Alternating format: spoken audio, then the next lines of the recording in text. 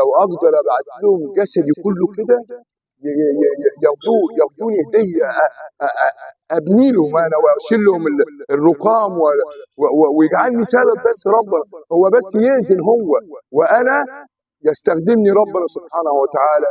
للناس دي. اهل فلسطين خاصه ابشروا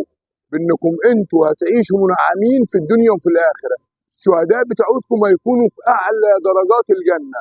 واللي هيعيش منكم على قيد الحياه ان شاء الله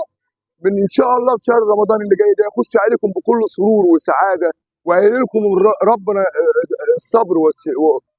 وهيل لكم ربنا حاجات حلوه كتيره هتشوفوها ان شاء الله، لا نعلم بيها احنا يعلم بيها الله جل في علاه ان شاء الله. والله العظيم يا فندم انا اتمنى اللي يجي لاولادي يجي ليهم، اتمنى اللي بتمناه انا لاولادي انا السته يجي ليهم والله العظيم، وشاهد عليها ربنا. والله مصر كلها شهامه، مصر كلها رجوله،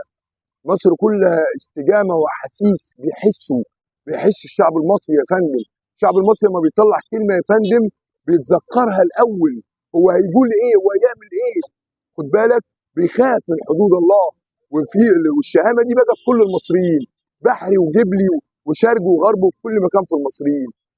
كلهم يا فندم بيدعوا للفلسطينيين، بس لا يملكوا الا كده. هم مش هم مش جيش ولا هم، ده هم شعب طيب، شعب مخلص، شعب امين، شعب كريم، الشعب ده بيدعي له، مش انا بس اللي بدعي له يا فندم، الشعب المصري كله. اشكر قريه ام خنان